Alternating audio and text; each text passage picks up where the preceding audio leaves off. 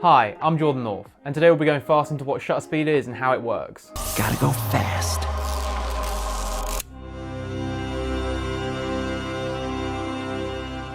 Getting straight into it, shutter speed, as the name would suggest, is how fast the camera's shutter opens and closes.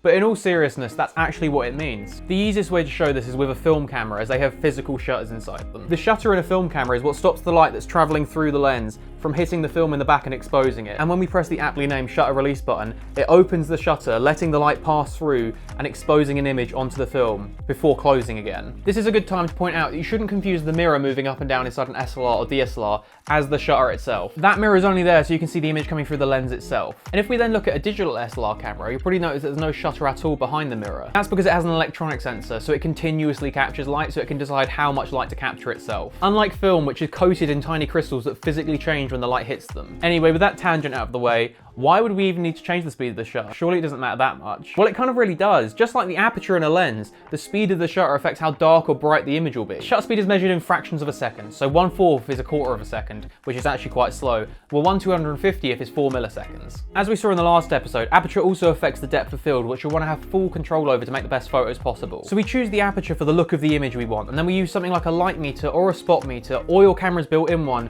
to figure out the shutter speed from there. We can, however, do the opposite of this, choosing our shutter speed first and then using a meter to figure out our aperture for different effects. For example, long exposures for that long trailing look, and on the opposite end, short exposures for something that only lasts a split second. Anyway, that's just a basic rundown of it, so as always, thank you so much for watching. Don't forget to check out the previous episode of Kit Convo on aperture if you haven't seen that already. For something a bit different, the photography series where me and my wife muck around with different cameras and go on photography adventures. And with all of that out of the way, see you next week.